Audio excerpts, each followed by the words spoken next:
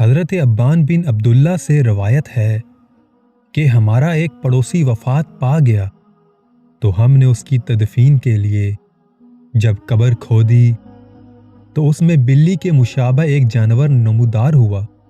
پھر اس کو قبر سے بھگانے کی بہت کوشش کی گئی لیکن وہ نہ بھاگا۔ گورکن نے کھدال سے اس کی پیشانی پر مارا، پھر بھی وہ نہ بھاگا۔ مجبور ہو کر دوسری قبر کھودی گئی، اس قبر میں بھی اسی طرح کا جانور نکل آیا اور کسی ترکیب سے بھی وہ جانور وہاں سے نہ ہٹا۔ ہم مجبور ہو کر تیسری قبر کھودنے لگے اور جب تیسری قبر کھودی گئی تو وہی جانور اس میں بھی نکل آیا اور کسی صورت سے نہ بھاگا۔ ہم مجبور ہوئے اور اس کو اس قبر میں دفن کر دیا۔ دفن کرنے کے بعد ہم نے اس کی ہڈیوں کی آواز سنی۔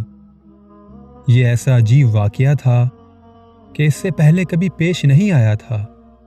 ہم نے اس میت کی بیوی سے واقعہ بیان کر کے دریافت کیا کہ تیرے خاوند کا کیا عمل تھا؟ تو اس نے بتایا کہ وہ غسل جنابت نہیں کرتا تھا۔